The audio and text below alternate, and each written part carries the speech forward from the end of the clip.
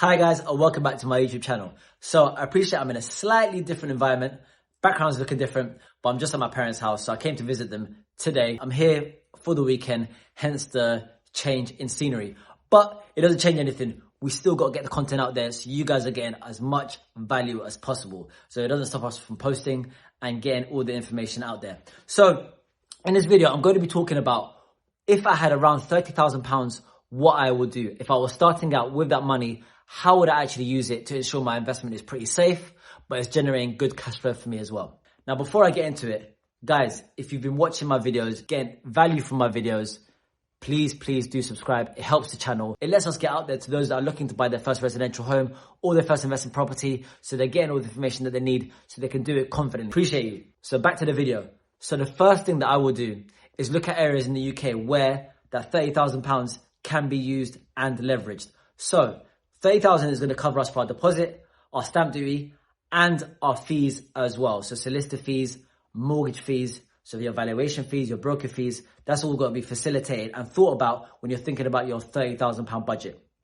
So what areas in the UK can you think about? So I'm always thinking about going up north when I was looking for investment properties. So my last investment last year was up north in Yorkshire. And even now I'm looking at properties in the north again because my money goes further. So cities like Leeds, Bradford, Sheffield are all going to be cities that I'm going to be thinking about. What I'll then do is have a few cities, no more than 3, which I'm considering investing in. You don't want to spread yourself so thin where you're looking at different cities at different times, because you want to understand certain cities, understand a little bit about the areas in the cities, which are the areas that are actually profitable with good quality tenants that you can invest in. So I'm going to show you guys an actual example. So this is a property that I actually looked at earlier today in Sheffield and how I would go about analysing it and assessing if it's a good deal, which would fall around our budget as well. So I go on Rightmove, I click on the for sale button, and then I've got my postcode there. I'll make sure that my purchase price is aligned with my budget. So I'm looking at anywhere between 60 to £100,000. And then from here, I'm looking at terrace properties.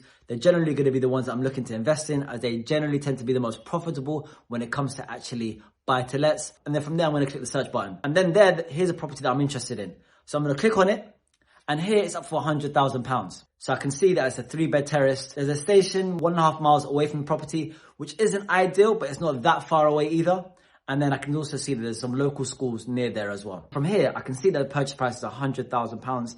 So now I'm going to be interested in what rent would I get from that property. So from Rightmove here, I would just go on the to rent, click in that same postcode, and then I would actually just look at a radius, which is going to be quite predictive of the type of rentals that I could receive for this type of property. So I can see here there's one property up for about £850.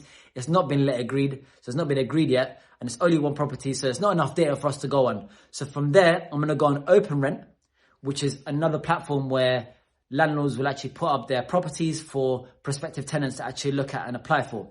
So here I'd use that same postcode, plug it in, and then I'll look at properties that have been let agreed in that area. And I can already see here there's one here for £820 that's been let agreed. If I click on another one that's close to the property as well, we've got one here for £875, and we've got another one here for £850. So I can be quite comfortable that for a property like this, I would get around about £850 for the rent. So from here, I'll then go on my deal analyzer sheet and then change the purchase price, and then I'll also change that rent amount as well. And then from there, I can assess what my cash flow is going to be and my return on investment. So as you can see here, with £100,000, it does go over our budget in terms of our total cost. It's about £34,000.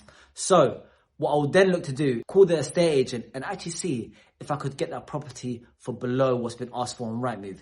Just because the property is up for a certain price on Rightmove, it doesn't necessarily mean that the seller is set on selling that price. And that's what you want to find out from the estate agent. So I'd call the estate agent and then I'll simply ask, is the seller willing to negotiate, or are they set on selling on that price? If they say they're willing to negotiate, then you can actually put in an offer below what's been asked for on Rightmove.